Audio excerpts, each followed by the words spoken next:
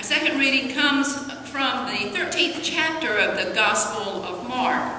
Jesus has been teaching in the temple, and now he has spoken to the disciples about the way in which the temple has taken money from the rich and the poor alike, and has condemned the inequity of the temple system.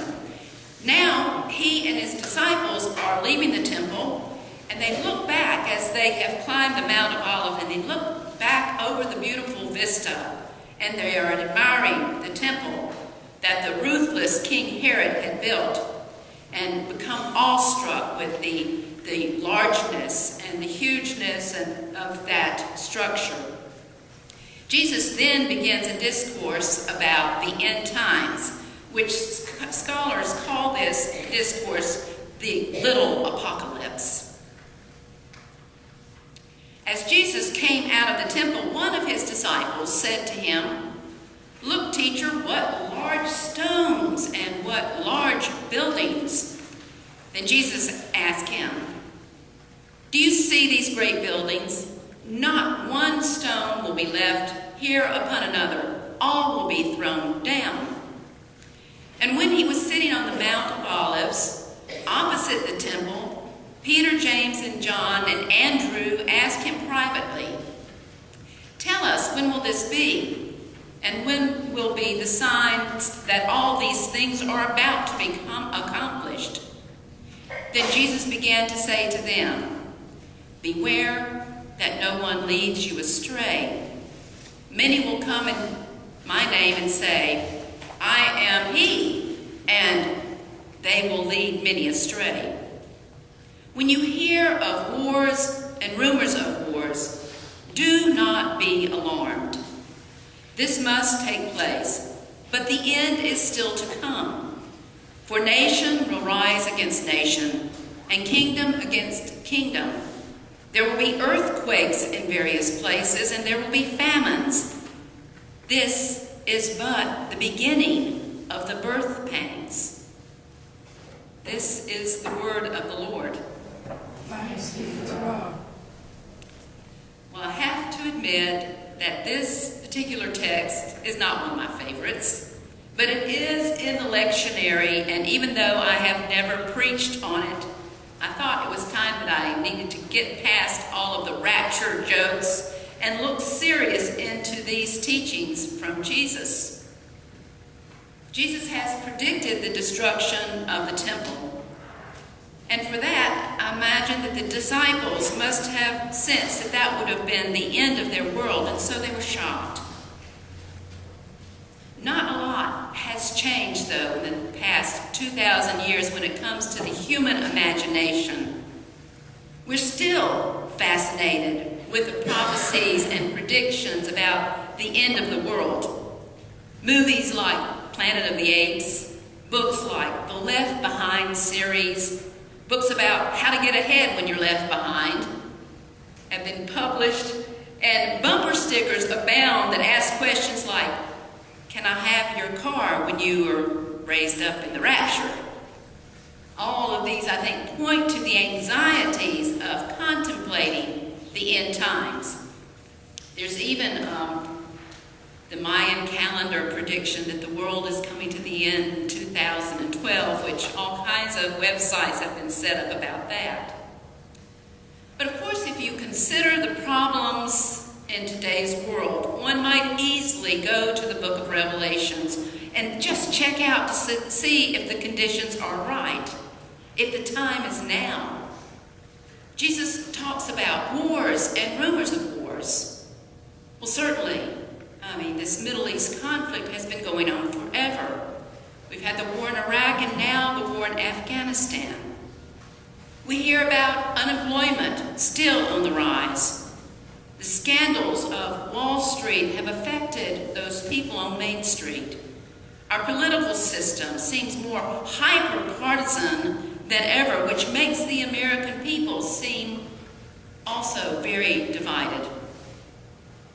Just in the past couple of years, we've seen the devastations of earthquakes and tsunamis, floods and famine, suicide bombers, and of course the most cataclysmic event that happened since Pearl Harbor on our own soil as that of the destruction of our financial temples of 9/11. It certainly seems like we have a good case for the end of times now. After all, towering buildings are not supposed to crumble. Oceans are not supposed to rise up 60 feet above sea level and demolish entire villages and peoples. The sky is not supposed to turn green and form funnel clouds that devastate homes and stores and communities. The ground we walk on is not supposed to crack and shake and swallow cars and towns. Anyone who has lived through any of these disasters has had to rebuild their trust in what most of us take for granted. That is, that the natural state of the world, for the most part, is a very safe and predictable place to live. Now we go back to Jesus and the disciples. They were probably feeling pretty comfortable in their world. They had completed their pilgrimage to Jerusalem and were probably very pleased with the teachings that had happened there, and now they're headed back to Bethany. They stop at the Mount of Olives to take a break, and they take a breathtaking vista that overlooks Jerusalem. According to the scripture, Jesus is seated, as was the case for most teachers then. He was seated, just as he had been seated opposite the treasury inside the temple. Now he is seated opposite the temple. They are marveling at the beauty that the King Herod, the ruthless King Herod, had built. They were probably feeling pretty good about the journey, the teaching in the temple, and the feeling secure when they hear Jesus' troubling words about the destruction of the temple to come. Peter, James, John, and Andrew become unsettled and want to know when this temple destruction will occur, for certainly this means the end of their world as they knew it. But true to form, Jesus does not answer their questions directly. He only warns them and those who would come after him claiming to speak on Jesus' authorities. He warns them about those to come after him. And so he tells them not to worry about the wars or rumors of wars or earthquakes or famines, but instead set out a plan for them to live more fully in the moment. He says, do not worry about the future, for even amid what appears to be the end of the world, birth pangs are just beginning. Rather than focusing on the destruction, he tells them and us to focus instead on God's recreation. God is making a new heaven and a new earth. God making what seems impossible possible. Like God giving barren Hannah a son that would lead Israel into a better future.